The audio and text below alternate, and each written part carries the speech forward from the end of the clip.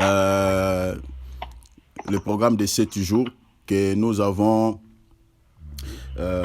fait pour la gloire du Seigneur.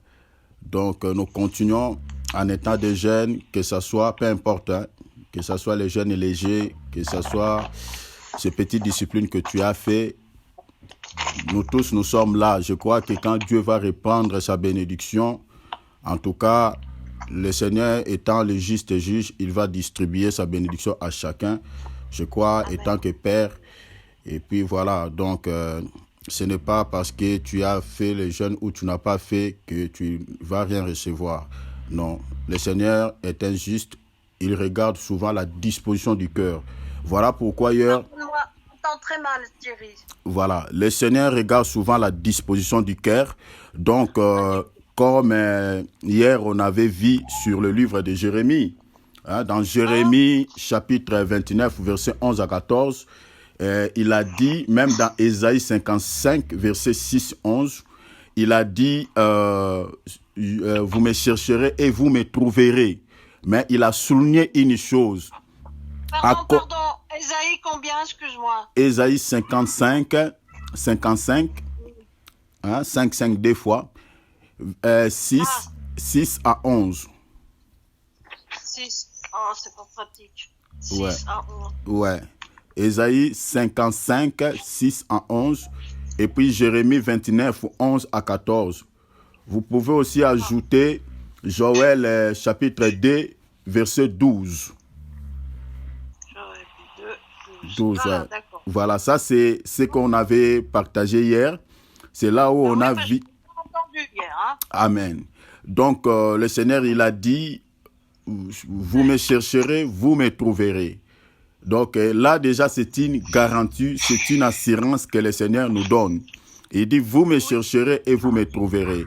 Et il a donné une petite condition.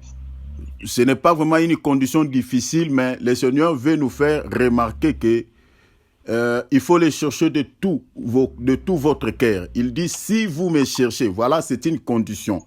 Donc là où on met si, je crois, hein, donc à l'école on a appris ça, donc ça suppose qu'il y a une condition. Hein. Je ne sais pas si je peux répéter, ce n'est pas dans notre sujet, mais je peux répéter quand même cette écriture, bien qu'aujourd'hui nous allons voir autre chose et puis nous allons prier. Donc on fait comme d'habitude une petite exhortation qui va nous introduire dans la présence du Seigneur.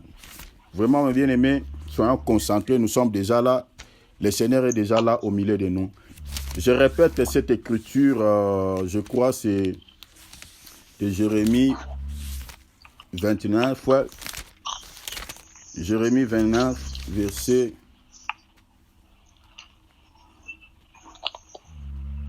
Voilà. Donc, voilà ce qu'il dit dans sa parole. Je lis pour vous. Car je connais les projets que j'ai formés sur vous, dit l'Éternel, projet de paix et non de malheur. Donc, en d'autres termes, quand le Seigneur dit non de malheur, souvent on a l'habitude de réciter ces versets en disant que le projet de bonheur. Parce qu'il dit non de malheur, c'est que c'est un projet de bonheur. Donc, mes bien-aimés, il ne faut pas s'inquiéter de ce que les gens peuvent penser, comme j'avais dit hier, et ce que les gens peuvent dire, ah voilà, tu es malheureux, tu es ceci, tu es ceci. Mais bien aimé, si les gens avaient des yeux spirituels, pouvaient remarquer, c'est les trésors cachés dans ton âme. Parce que ce qu'on est, ce n'est pas ce que les gens regardent sur nos morphologies. Parce que ce qu'on est, c'est ce qui se cache à l'intérieur de nous. Voilà, si les gens voyaient ce qui se cache à l'intérieur de chacun d'entre nous, en tout cas, on ne pouvait pas dans ce monde mépriser certaines personnes. Vous voyez? Parce que Dieu cache toujours des bénédictions ou des trésors à l'intérieur, c'est dans nos âmes. Vous voyez? Donc tout ce que les gens deviennent un jour à l'autre dans l'avenir, ce n'est pas, ce n'est pas des choses qui sont tombées à pic ou qui sont tombées par hasard. Parce que on est toujours béni depuis le sein maternel. Le Seigneur distribue déjà la bénédiction à chacun d'entre nous. Mais maintenant, le problème, c'est le temps, la concrétisation ou la matérialisation de tout ce que Dieu a caché dans nos âmes plutôt, c'est manifeste à un certain temps comme ça, à un temps quelconque. Vous remarquerez, comme j'avais donné l'écriture d'Habakkuk où le Seigneur dit cette prophétie, c'est une prophétie dont le temps est déjà fixé. Elle court vers son terme, elle s'accomplira certainement. Donc, c'est-à-dire, chaque bénédiction que Dieu a donnée à chacun d'entre nous, ça ne se manifeste pas tout d'un coup comme ça. Donc, c'est-à-dire, il y a un temps fixé pour que cette bénédiction soit visible, que les gens constatent ou remarquent que oui, en tout cas, celui-ci, c'est un béni de Dieu. Ici, je peux toucher les bénédictions sur le plan spirituel ou sur le plan matériel, sur le plan financier, peu importe le domaine. Parce que Dieu nous bénit. Parce qu'il y a des bénédictions aussi physiques, il y a aussi des bénédictions spirituelles. Alors, ici, il dit, le projet, ce n'est pas le projet de malheur, mais le projet de bonheur. Afin de vous donner un avenir et de l'espérance. Mais maintenant, il dit dans le verset 12, vous m'invoquerez. Ici, l'invocation, ce n'est rien d'autre que la prière, mais ce sont des prières dimensionnelles. Parce que dans la Bible, nous avons la prière, nous avons les supplications, les prières de supplication, et nous avons les prières d'invocation. Un jour, si Dieu nous donne le temps, on va essayer de pouvoir parler sur tous ces aspects de la prière qu'on retrouve dans la Bible. Donc, ce sont des prières dimensionnelles, parce que on n'a pas dit ici, vous me prierez, il dit, vous m'invoquerez. Voyez, regardez même dans Jérémie chapitre 33, verset 3, comme j'avais dit hier.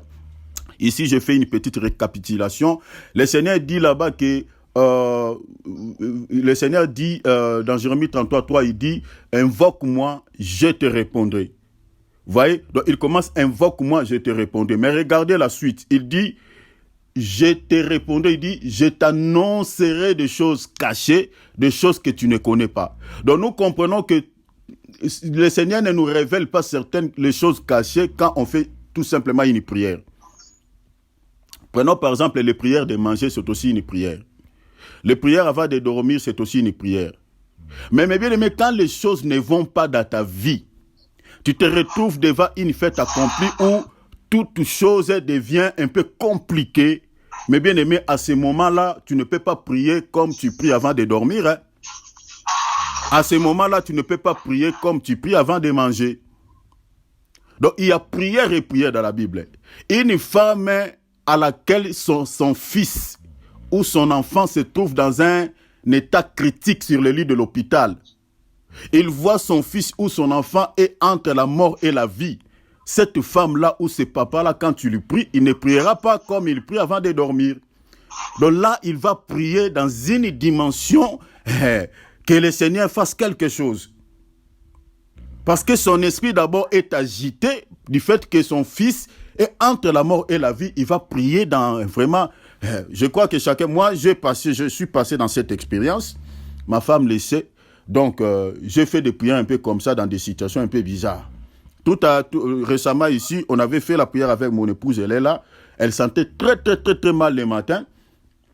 On m'a appelé et je fais une prière de quelques minutes. Elle est là, elle peut témoigner. Et le miracle s'est opéré directement. Parce que c'était une prière dimensionnelle, mais de quelques minutes. Donc dans la Bible, ici, quand le Seigneur dit, vous m'invoquerez et vous partirez, vous me prierez, vous voyez. Donc on parle de l'invocation, on parle aussi des prières. Et vous me prierez et je vous exaucerai. Donc ici, ce n'est pas vraiment dans notre exhortation, mais je suis en train de vous faire remarquer tout simplement dans la Bible, il y a des prières dimensionnelles qu'on appelle invocation. Donc quand vous voyez les mots invocation que les satanistes font, il est en train d'invoquer, le diable c'est un imitateur. Ce sont des choses qui se retrouvent dans la Bible. Maintenant lui aussi, comme le diable est singe, il limite le Seigneur, il a pris ces choses mais dans le sens du mal. Donc la prière d'invocation existe. Et ce sont des prières vraiment où vraiment la personne est tellement concentrée. Comme je vous avais dit hier, que l'apôtre Paul et l'apôtre Pierre, quand ils priaient, la Bible dit qu'ils sont sortis de leur corps. Ils sont partis en extase. Ça, ce sont des prières dimensionnelles. Voilà.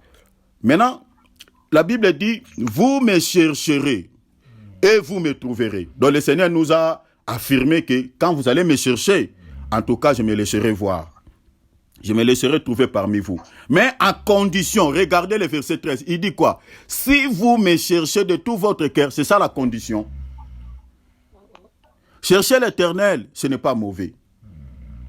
Quand on cherche l'Éternel, comme on avait dit au début de notre programme, nous avons besoin vraiment que le Seigneur puisse nous visiter, que le Seigneur se laisse voir parmi nous. Nous avons besoin de le retrouver. Nous avons besoin de voir la face du Seigneur. C'est très important. Mais le problème, c'est quoi? Le Seigneur veut que nous puissions le chercher de tous nos cœurs, de tout notre cœur. Donc, c'est-à-dire, quand tu le cherches, il faut le chercher de tout ton cœur. Et comment chercher le Seigneur de tout ton cœur? C'est juste la disposition de ton âme. C'est-à-dire, il y a un désir, il y a une soif. Vous voyez? Donc, dans ton cœur est en train de brûler. Ton cœur désire. C'est-à-dire, tu pries, mais tu sens toujours envie de prier. Tu sens toujours, il y a un souci dans ton cœur. Donc, ton cœur désire sa présence. Il y a un désir qui brille dans ton cœur.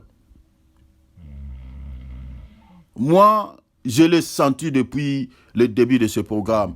J'ai soif de voir. J'ai besoin que le Seigneur se révèle encore à moi. J'ai ce désir. Je désire qu'il se révèle à moi. Je désire qu'il me dise quelque chose. Même un seul mot. J'ai besoin d'attendre ça. Je sais même si le Seigneur dit « Ah », le « Ah » là va changer ma vie, toute ma vie. Vous voyez? Donc, c'est ça. Donc, à condition que nous le cherchons de tout notre cœur. Et verset 14 dit, je me laisserai trouver par vous. Voilà. Donc, ce n'était pas dans notre sujet, mais j'ai fait cette récapitulation pour la sœur Nicole qui n'était pas avec nous hier. Et puis, pour nous aussi, ajouter aussi quelque chose. Mais aujourd'hui, prenons Psaume. Psaume, je suis en train d'aller vite pour que nous prions. Nous prenons le temps de prier. Prenons Psaume chapitre 32. 32, nous allons toucher un peu la révélation et puis nous allons aussi on ne va pas aller trop loin dans la révélation, c'est juste une exhortation, c'est très important. Psaume chapitre 32, versets 6 à 7. Psaume chapitre 32, 6 à 7. Vous pouvez noter aussi les passages directement, notez les passages si vous notez. Prenons aussi Ésaïe chapitre 59, verset 19.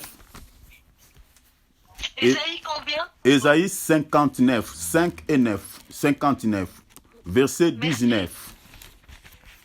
Verset 19. Verset 19. Exactement. Alléluia. Prenons aussi Apocalypse 12, 16. Apocalypse 12, 16. Voilà. Amen. Notez aussi Apocalypse 17, 15. Donc, je vais naviguer voilà, tout autour de ces versets. Notez aussi Jean chapitre 2, verset 1 Jean, pardon, chapitre 2, verset 16. Ok, merci. Notez aussi Jean de l'Évangile, chapitre 7, verset 38 à 39. Donc, c'est ça le verset que nous allons partager maintenant là. Alors, Alléluia. voilà. Donc, je lis Psaume chapitre 32, verset 6 à 7. Écoutez ce que la Bible dit. Mes bien-aimés, cette exhortation fait partir de ce que nous sommes en train de faire des prières. Mes bien-aimés, suivez-moi très bien ici. Parce que, comme j'avais dit, toute prière faite sans la parole ou en dehors de la parole, cette prière-là ne sera jamais exaucée. Je l'ai dit parce que quand on remonte, on regarde dans la Bible, tous nos aînés de la Bible, mes bien-aimés, vous allez voir, si vous lisez des Genèse, je peux dire même à partir des Exodes, jusqu'à l'Apocalypse, regardez comment nos aînés de la foi priaient Dieu. Ils ne priaient pas, ils ne parlaient pas pour parler, mais ils rappelaient toujours Dieu à ses promesses. Ils disaient toujours au Seigneur, Seigneur, regardez, tu avais dit ceci, tu nous avais fait cette promesse, tu avais dit à nos pères, tu avais dit ceci, que tu nous feras ça, tu nous feras... C'est comme ça nos aînés de la foi priaient. Et en faisant en priant de telle manière, c'est comme cela que le Seigneur exauçait leurs prières. Parce que le Seigneur se rappelait toujours de ce qu'il avait dit, de ce qu'il avait fait comme la promesse à ses enfants. Et dans le livre d'Ésaïe, quelque part, le Seigneur dit « Réveille ma mémoire ». Cela ne dit pas que le Seigneur oublie, mais le Seigneur veut tout simplement dire que quand on prie, il faut que nous puissions lui rappeler sa parole. Lui rappeler lui sa parole. Parce que Dieu est faible devant sa parole. Vous voyez? Dans la Bible, le Seigneur dit « Vos pensées ne sont pas mes pensées ». Vous voyez? Donc la pensée de l'homme, c'est Satan. Ici, je parle de l'écriture. Hein? C'est-à-dire quand l'homme pense, quand l'homme est en train de prier, il pense que la manière dont il parle là, ça plaît au Seigneur. Peut-être ça ne plaît pas à Dieu.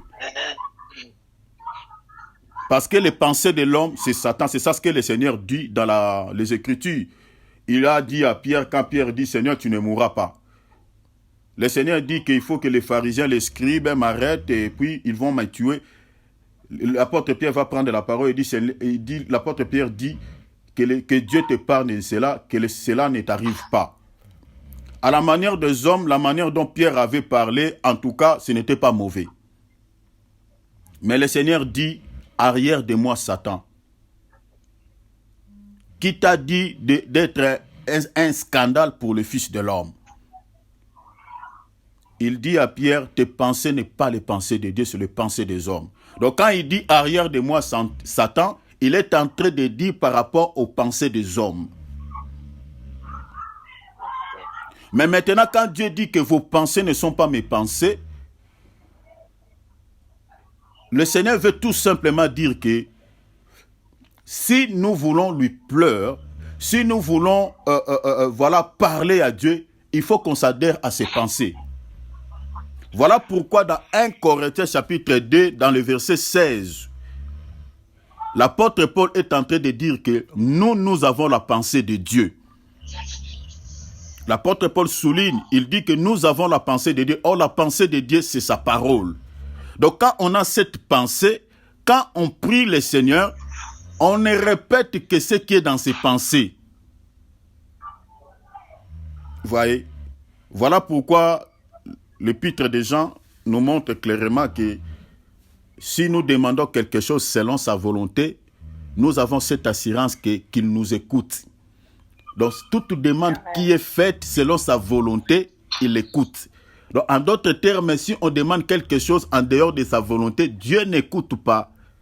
Or, qu'est-ce que la volonté de Dieu? La volonté de Dieu, c'est sa parole. Parce que tel que nous sommes là, si on ne fait pas la volonté de Dieu, personne n'héritera le ciel et aucune prière ne peut être exaucée. Vous voyez? Dans Matthieu, il dit, ce n'est pas tous qui disent Seigneur, Seigneur qui entreront dans le royaume. Mais ce sont ceux-là qui font la volonté du Père, qui entreront. Donc si vous faites la volonté de Dieu, le salut est pour vous. En d'autres termes, dire Seigneur, Seigneur, c'est ça prier. Ah Seigneur, ah Seigneur. Mais ce n'est pas vraiment dire Seigneur dans la prière, répéter Seigneur, parler de belles paroles dans la prière. Mais le problème, c'est que le Seigneur veut retrouver dans ta prière sa volonté. Or, sa volonté, c'est les Écritures. Amen. Vous voyez? C'est ça. Donc, nous devons comprendre cela, mes chers bien-aimés, et que nous devons vraiment avoir la connaissance de la parole. C'est hyper important, c'est très important, et cette connaissance va nous aider à bien prier.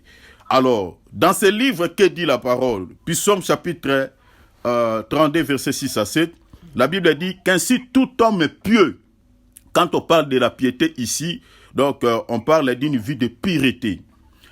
Tout homme pieux te prie au temps convenable. Je n'ai pas le temps pour parler du temps convenable, mais prenez ça même littéralement, ce n'est pas un problème. Il dit, tout homme pieux te prie au temps convenable. Donc vous voyez que la piété, c'est quelque chose de très très important. Donc quand on parle de la piété, comme je viens de dire, c'est une vie de pureté. C'est-à-dire une personne, avant, donc, tant que nous sommes là, avant de commencer à prier, mes bien-aimés, il faut toujours regarder bien ta vie. S'il y a des choses qui ne sont pas bien, ou tu avais fait des choses, mes bien-aimés, il faut toujours chercher premièrement la pureté, la sanctification. Parce que ici, David, comme étant prophète, il est en train de dire, il nous parle de la piété. Donc, c'est-à-dire, avant de prier, il faut d'abord regarder ta vie si tu vis dans une vie de piété. C'est très important. On ne parle pas de la piété, l'apparence de la piété, parce que l'apparence de la piété aussi existe, comme l'église catholique font, avec des robes longues, tout ça, blanches, tout ça. Mais ce n'est pas ce qui est dans le cœur. Vous voyez, on peut mettre même une mouchoir de tête là, tout ça, comme les musulmans le font, ils ferment son visage, tout ça, mais il y a la prostitution à l'intérieur. Donc, la piété dont on parle ici, c'est la piété du cœur. La pureté du cœur. Et le Seigneur nous invite à prier quand on a cette vie de piété. Mais maintenant, regardez. Après avoir prié, on dit quoi? Si des grandes eaux débordent, elles ne l'atteindront nullement. Vous voyez? Elles ne l'atteindront nullement. Ici, je vais expliquer parce que David est en train de parler comme un prophète. Nous allons expliquer les grandes eaux qui ne les atteignent pas. Ces grandes eaux-là expliquent quoi? Donc, c'est-à-dire, on nous montre ici qu'une personne qui a la vie de piété, quand tu lui pries, la Bible dit que les grandes eaux, même si elles débordent, elles ne peuvent pas l'atteindre. Vous voyez? Ne l'atteindront pas. Elles ne peuvent pas l'atteindre. Donc, c'est-à-dire, une personne qui a la vie de piété et qui prie le Seigneur, donc les grandes eaux peuvent se déborder, mais là où lui se trouve, les grandes eaux n'arriveront pas, ne l'atteindra pas. Donc les grandes eaux peuvent submerger tout le monde, peuvent inonder tout le monde, mais lui, il sera toujours dans un lieu sûr et garanti et protégé. Donc les grandes eaux ne peuvent pas l'inonder ou submerger sa vie. Nous allons expliquer les grandes eaux veut dire quoi. Le verset 7 dit ceci: tu es un asile pour moi, tu me garantis. Vous voyez, tu me garantis dès la détresse. Tu m'entoures des champs de délivrance. Donc, le Seigneur est pour nous un asile. Comme on demande les asiles en Europe là. Maintenant, lui, il est le véritable asile. Asile de qui? Nous, quand nous sommes, le diable est en train de nous chercher dans ce monde. Quand le diable, parce que il faut savoir que au moment où nous sommes en train de parler là, le monde est sous l'emprise du malin. Peu importe tout ce que les enfants de Dieu peuvent faire, mais bien aimé, ça ne va pas dépasser la puissance que le diable est en train de faire là, toutes les bêtises que l'ennemi est en train de faire. Pourquoi? Parce que selon la prophétie, le diable a réussi un temps de régner. Donc Dieu ne peut pas se contredire de sa parole. Il lui a donné le temps de régner jusqu'à l'enlèvement de l'Église. Donc il faut qu'il consomme son temps, qu'il règne, qu'il fasse ses bêtises. Vous voyez? Mais le problème c'est quoi? Quand le diable cherche à nous attaquer, quand le diable nous cherche pour nous cribler comme le froment ou nous faire du mal, nous devons aller se réfugier auprès du Seigneur Jésus-Christ. C'est ça ce que l'auteur de ce livre est en train de dire. Tu es un asile pour moi. C'est-à-dire quand les problèmes inondent nos vies, mais bien aimé, je suis en train de nous exhorter que quand tu es accablé par des problèmes et que des choses ne marchent pas dans ta vie, ne cherchez pas l'asile ou les refuges devant les humains. Parce qu'il y a des fois, il y a une sorte de refuge aussi, les gens se réfugient chez le médecin. Ce n'est pas mauvais. Les gens se réfugient chez les féticheurs. Les gens se réfugient chez les hommes. Mais il y a des gens qui ont cherché le refuge parce qu'il est accablé par une maladie. Il est accablé par une force du mal. Il est allé chercher le refuge chez les médecins. Les médecins, vu qu'ils sont limités, la personne est finie par décéder. Il est allé chercher l'asile chez le féticheur.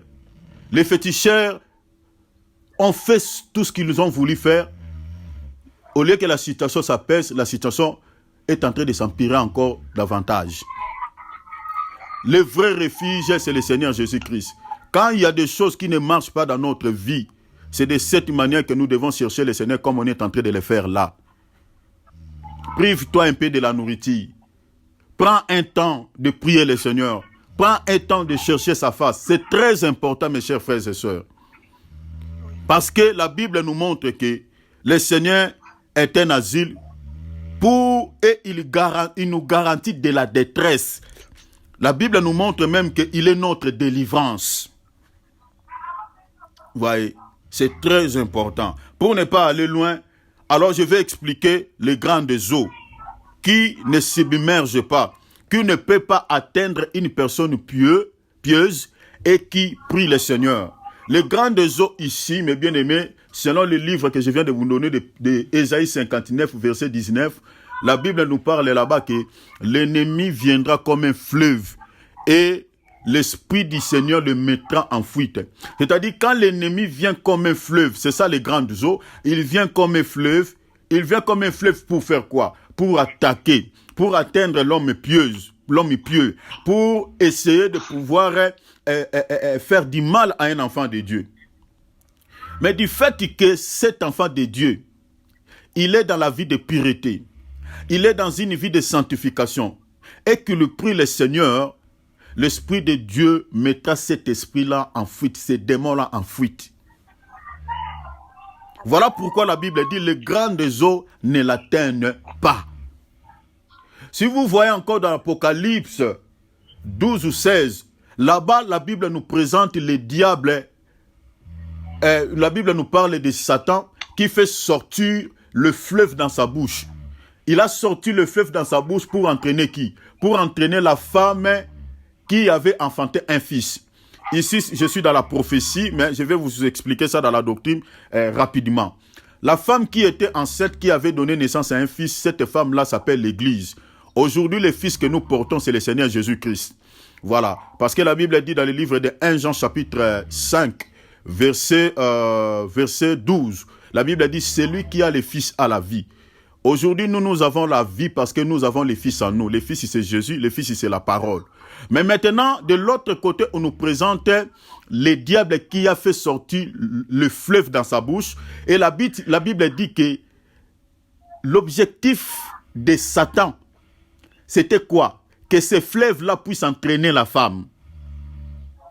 Vous comprenez? Le fleuve-là puisse entraîner la femme. Or, le fleuve, dans la Bible, représente aussi l'esprit. Selon quelle écriture? Selon Jean chapitre 7, verset 38 à 39. Jésus est en train de dire que celui qui croira en moi, le fleuve d'eau vive couleront de son sein. Et Jean vit qu'il était prophète, il interprète ce fleuve-là comme étant le Saint-Esprit. Comme l'Esprit de Dieu. Donc le fleuve, c'est l'Esprit. Mais maintenant, dans le contexte ici, dans l'Apocalypse chapitre 12 ou 16, le fleuve qui sort de la bouche de Satan, c'est son esprit. Parce que dans la Bible, on présente aussi Satan comme étant un esprit d'erreur. Vous voyez? Ou un esprit d'égarement. Vous voyez les trois dispensations qu'on retrouve chez Dieu. Les trois dispensations, Père, Fils et Saint-Esprit. Ces trois dispensations se retrouvent aussi à Satan. Satan, il est le père des mensonges. Satan, il est le fils de la perdition. Il est aussi l'esprit d'erreur. Vous comprenez? Donc, quand on dit il a fait sortir le fleuve, donc c'est son esprit. Et l'esprit là, c'était pour quel objectif? Pour entraîner la femme, c'est-à-dire pour égarer la femme. La femme, je viens de dire tout à l'heure que c'est l'église. Donc c'est tous les chrétiens à travers le monde. Aujourd'hui, vous voyez quelqu'un qui était affermi, qui suivait bien les enseignements du Seigneur, qui avait la persévérance, qui avait l'endurance, qui priait le Seigneur, voilà, il était vraiment un chrétien, membre actif de l'Assemblée. Mais il a suivi un faux enseignement. Il a entendu un esprit d'erreur. Parce qu'aujourd'hui, les faux prophètes sont animés par l'esprit d'erreur. Regardez dans 2 Timothée, si je ne me trompe pas, chapitre 4, la Bible dit « Plusieurs serviteurs de Dieu vont abandonner la saine doctrine pour s'attacher à des esprits séducteurs. » Donc, en d'autres termes, les esprits séducteurs, là, c'est ça le fleuve qui sort de la bouche de Satan. Et dans quel objectif? Pour égarer le peuple de Dieu, pour égarer les enfants de Dieu. Donc, si on n'est pas prudent, on peut être submergé par les eaux qui sortent de la bouche de Satan. Mais la Bible dit, ceux qui sont dans la vie de piété, ceux qui prient, les grandes eaux ne peuvent pas les atteindre. Vous voyez? Les grandes eaux ne l'atteindront pas. Vous comprenez? Alors, si vous prenez encore Apocalypse chapitre 17, verset 15, la Bible là-bas nous montre noir sur blanc que les eaux, c'est le monde. Les eaux, c'est le monde.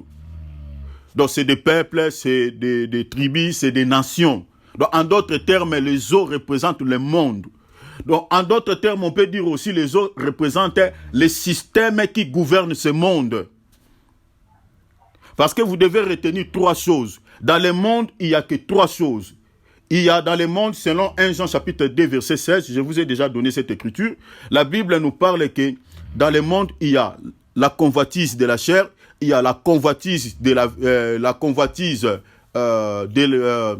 l'orgueil de la vie, et puis la convoitise des yeux.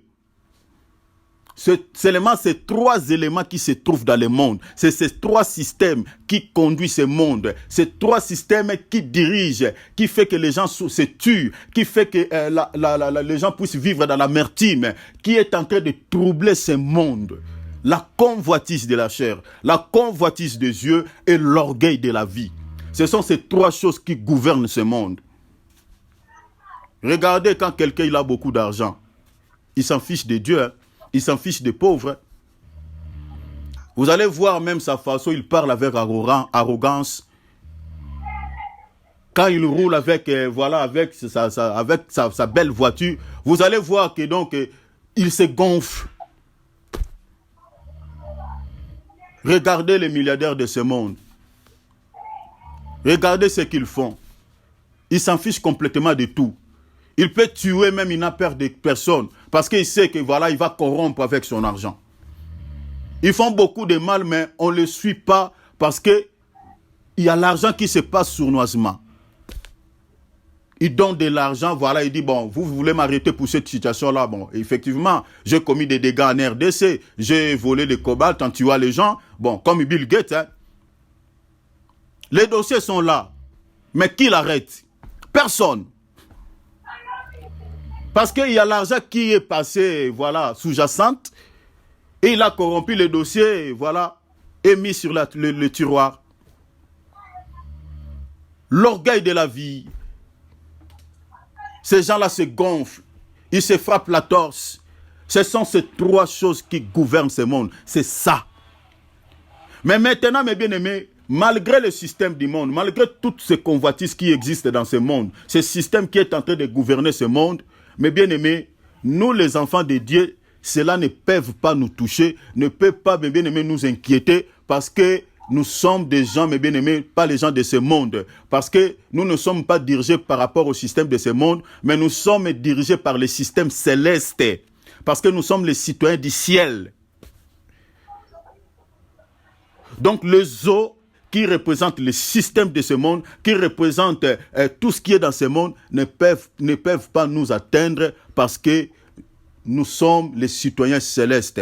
Grâce à la prière, grâce à la piété, mes bien-aimés, nous ne serons jamais submergés ces eaux ou ces systèmes qui est en train de casser la tête des gens. Il y a des gens qui se donnent de la mort parce qu'ils regardent sa vie et le monde ne lui permet pas de vivre. Le système qui dirige ce monde ne lui permet pas de respirer.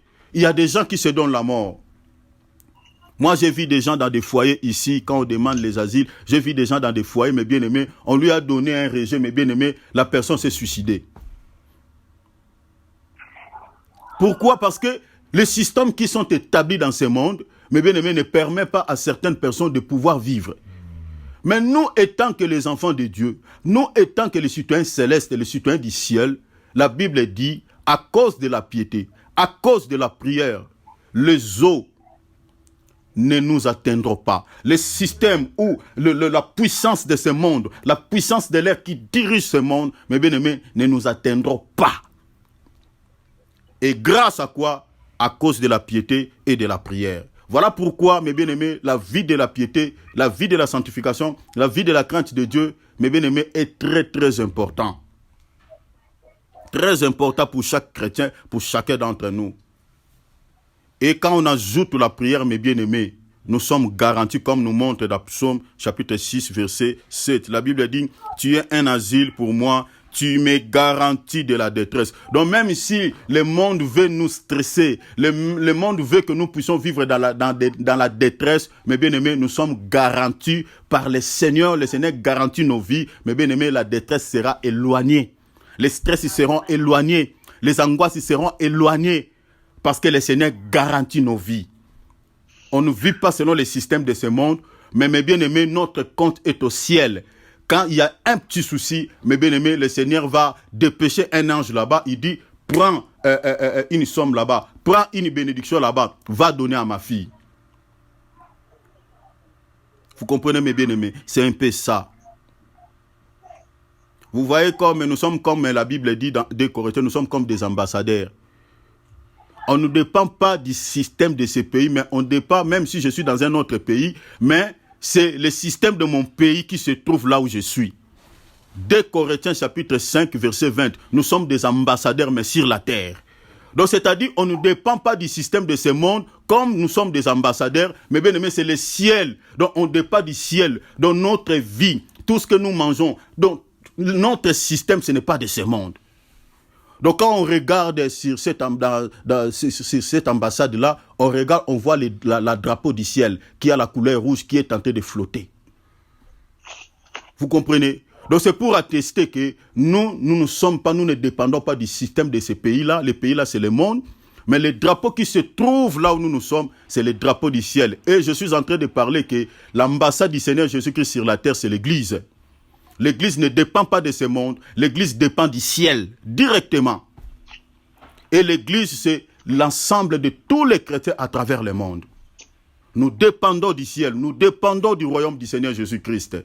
Notre vie, la Bible dit, est cachée en Christ et Christ en Dieu. Et le Seigneur nous exhorte dans les livres de Colossiens. La Bible dit, affectionnez-vous aux choses d'en haut et non à celles qui sont sur la terre. Et si, mes bien-aimés, nous dépendons réellement du ciel, mes bien-aimés, nous devons marcher dans une vie de piété, de pureté, et, mes bien-aimés, s'éloigner de tout péché, s'éloigner de toute mauvaise chose, et ajouter la prière, mes bien-aimés. Notre vie, notre santé spirituelle sera garantie, et même sur le plan physique, mes bien-aimés, le Seigneur fera de sorte qu'on ne manque rien. Vous voyez? Parce que, après tout, mes bien-aimés, même si tu gagnes des millions, des milliards, la vie la vie sur la terre, mes bien-aimés, c'est une vie éphémère. Tu n'iras pas, je ne sais pas, loin avec ça. Tu ne vas pas acheter, je ne sais pas, de place au ciel. Si c'est beaucoup, tu vas vivre sur la terre, peut-être c'est 100 ans. Si c'est beaucoup, ou ajouter quelques années. Donc c'est une vie éphémère. Ne sera jamais incomparable au poids éternel. La vie sans fin que Jésus nous a réservée. Accrochons-nous au Seigneur par la sanctification et par la prière, c'est très important. Donc voilà ce que j'avais à partager avec nous, mes bien-aimés, pour cet après-midi.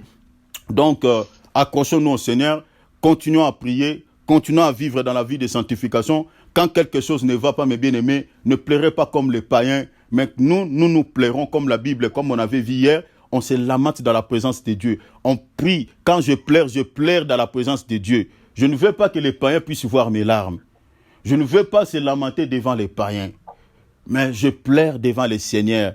Parce que la Bible dit, c'est le Seigneur qui essuie nos larmes. Vous voyez, c'est lui. Et essuyer les larmes, c'est ça l'exaucement de la prière ou la solution que le Seigneur nous donne. Vraiment, soyez bénis.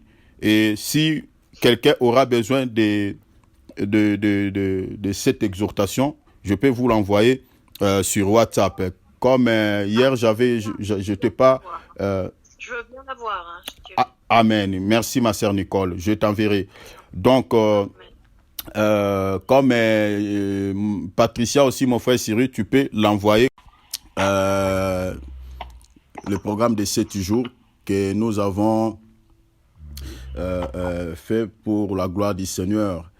Donc, nous continuons en étant des jeunes, que ce soit, peu importe, hein, que ce soit les jeunes légers, que ce soit ces petites disciplines que tu as fait. Nous tous, nous sommes là. Je crois que quand Dieu va répandre sa bénédiction, en tout cas, le Seigneur étant le juste juge, il va distribuer sa bénédiction à chacun. Je crois, étant que Père, Et puis voilà, donc ce n'est pas parce que tu as fait le jeûne ou tu n'as pas fait que tu vas rien recevoir. Non, le Seigneur est injuste. Il regarde souvent la disposition du cœur. Voilà pourquoi hier... On entend très mal, Thierry. Voilà, le Seigneur regarde souvent la disposition du cœur.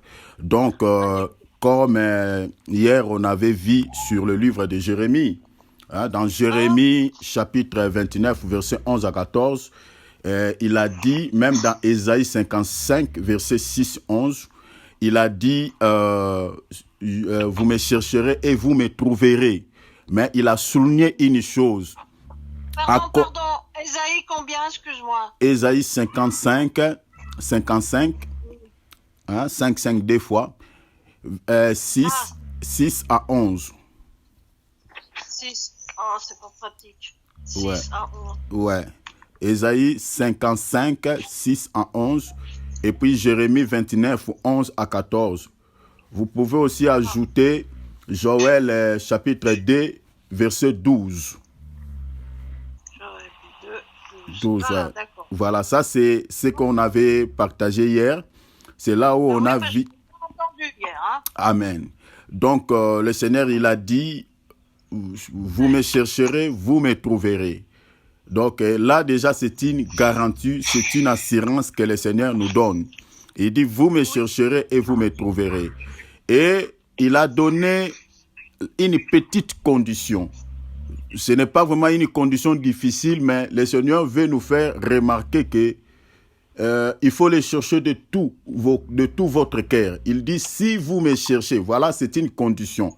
Donc là où on met si, je crois, hein, donc à l'école on a appris ça, donc ça suppose qu'il y a une condition. Hein.